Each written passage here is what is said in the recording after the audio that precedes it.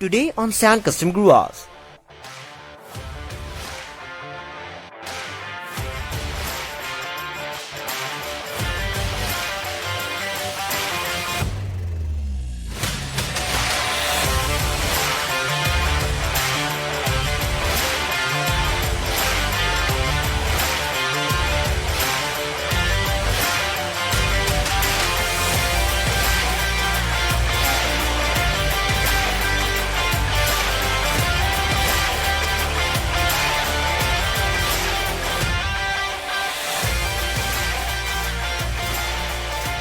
Hello guys, welcome back to San Custom Guruas once again.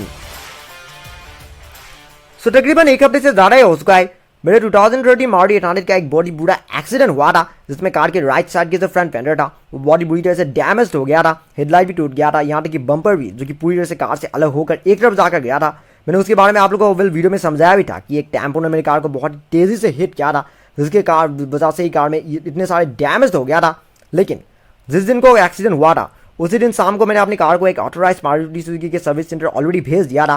और लेकिन उसके बाद ही क्योंकि रुका पता शुरू हो गया जिसकी वजह से कार की जो प्रोग्रेस था वो थोड़ा सा डिले हो गया था। लेकिन कल मैं सर्विस सेंटर गया था कार की प्रोग्रेस देखने के लिए कि फिलहाल कार में कितना तक काम कंप्लीट हुआ है। लेकिन अनफॉर्चुनेटली मैं कोई फोटोज़ नहीं खींच पाया क्योंकि सबसे पहली चीज़ की ऐसे ऑथोराइज सर्विस सेंटर के अंदर फोटोज़ खींचना अलाउड नहीं है। और साथ में मैं अपना फ़ोन भी अपने साथ ले जाना भूल गया था जिसकी वजह से मैं फिलहाल आप लोगों को कुछ भी दिखा नहीं सकता। लेकिन फिलहाल मैं आप लोगों को सारी चीज़ें समझा देता हूँ, वो भी इस कार के जरिए से ऑफकोर्स, क्योंकि ये जो कि मेरी असली कार का एक मिनिएचर रेप्लिका है। सो इसलिए इस कार के जरिए से अगर मैं आप लोगों को सारी चीज़ें समझा दूंगा तो आप लोग भी सब चीज़ें अच्छी तरह से समझ में आ जाएगा। सो राइट साइड की जो फ्रंट फेंडर था वो यहाँ से वेल ख़राब हो गया था, मतलब यहाँ से पूरा अंदर की तरफ घुस गया था। सो उन्होंने पुरानी वाली जो फेंडर था उसे ऑलरेडी कार से अलग कर दिया है। और बाकी सामने की जो हुड है यानी कि जो बॉनेट है वो भी अपनी लाइन से थोड़ा सा बाहर उठ गया था। आपको याद ही होगा कि इस तरफ से होकर थोड़ा सा ऊपर की तरफ उठ गया था। सो उन्होंने बॉनेट को भी अपनी सही लाइन पर ऑलरेडी ला दिया है। वेल बॉनेट में कोई भी प्रॉब्लम नहीं हुआ था, बस ये वाला हिस्सा यहाँ से थोड़ा सा बेंड हो गया था। और बाकी क्योंकि वो जो फेंडर है वो यहाँ से टकरा हुआ था सो इसीलिए ये वाला हिस्सा थोड़ा सा बेंड हो गया था, यानी कि मैं अपने असली कार की बात कर रहा हूँ। सो फिलहाल वो वाला हिस्सा तो उन्होंने ठीक नहीं किया है, लेकिन बॉनेट का जो लाइन है उन्हें फिर से अपनी लाइन पर फिर से ला दिया है। और बाकी जो यहाँ पर जो एक हिस्सा होते हैं, आई थिंक इस वाली कार में शायद वो इतनी अच्छी तरह से नजर नहीं आ रहा होगा, लेकिन यहाँ जो अंदर एक जो लाइन होता है जहाँ पर ग्रिल वगैरह फिट होता है, आपको याद ही होगा कि वो लाइन इस तरफ से होकर बहुत बुरी तरह से बेंड हो गया था। सो उन्होंने उस पूरी लाइन को यानी कि उस पूरी पार्ट को ही कार से काट के अलग कर दिया है। और फिलहाल वहाँ पर एक नई पार्ट जोड़ने वाले।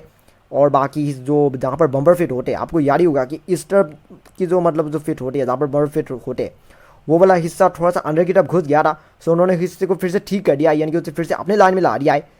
मुझे जितना तक ही लगा है शायद उन्होंने उस हिस्से को रिप्लेस नहीं किया है, जो पुराना वाला हिस्सा है उसे ठीक कर दिया है क्योंकि वैसे भी उसमें ज़्यादा डैमेज नहीं हुआ था, बस वो अंदर की तरफ घुस ही गया था। तो उन्होंने शायद उसे थोड़ा सा खींच के शायद बाहर निकाल दिया है। वैसे भी ऊपर बम्पर लगने वाले हैं, सो इसलिए अंदर की जो कुछ भी इम्परफेक्शन होगा वो नज़र नहीं आएगा। लेकिन मुझे तो बस ये लगा था कि वेल जो डैमेज है वो बस बाहर से हुआ है। इवन सर्विस सेंटर वाले को भी यही लगा था कि बस बाहर के जो कुछ भी पैनल्स वगैरह बस उनमें डैमेज हुआ है। लेकिन कार के कुछ इंटरनल कंपार्टमेंट में भी डैमेज हुआ था, जो कि कार को जब पूरी तरह से खोला गया उसके बाद पता चला सामने की जो फैन होती है यानी कि जो रेडिएटर वाली जो पार्ट होता है, रेडिएटर 800 में यहाँ पर फिट होता है, इस तरफ फिट होता है। सो बाहर से पता नहीं चल रहा था, लेकिन जब उन्होंने बाकी जो कुछ भी अंदर की पैनल्स वगैरह को खोल दिया उसके बाद उन्हें पता चला कि रेडिएटर फैन जो कि एक तरफ से टूटा हुआ है। ऑफकोर्स वेल पूरा फैन नहीं टूटा है, जहाँ से जुड़ा होता है एक वाला हिस्सा वेल टूट गया है। और मोस्ट लाइकली वो शायद वेल कोलिजन की वजह से हुआ है, क्योंकि जो हिट हुआ है वो बहुत ही तेज़ी से हिट हुआ था। उसकी वजह से शायद अंडर जर्किंग की वजह से वो अंदर का कोई क्लैम्प्स टूट गया है, जिसकी वजह से अब उस रेडिएटर फैन को बदलना होगा। वैसे फिलहाल मुझे ये नहीं पता कि वो पूरे रेडिएटर को बदलेंगे या फिर सिर्फ फ़ैन को बदलेंगे, लेकिन उन्होंने कहा है कि रेडिएटर में कुछ और चीज़ें बदलने की ज़रूरत है। तो मोस्ट लाइकली शायद वो पूरा रेडिएटर ही बदलेंगे या फिर सिर्फ फ़ैन को बदलेंगे, मुझे नहीं पता कौन सा वाला बदलेंगे।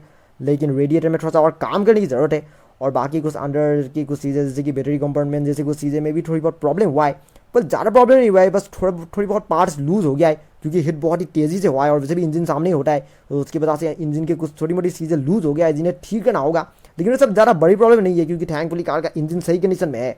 अगर इंजन में कोई प्रॉब्लम होता तो फिर पता नहीं खर्च कितना ज़्यादा बढ़ जाता, पर थैंकफुली इंजन में ज़्यादा कोई प्रॉब्लम नहीं हुआ है। जो कुछ भी प्रॉब्लम है वो बस बार बार से हुआ है और इन्हें ठीक करने में ज़्यादा वक्त भी नहीं लगेगा।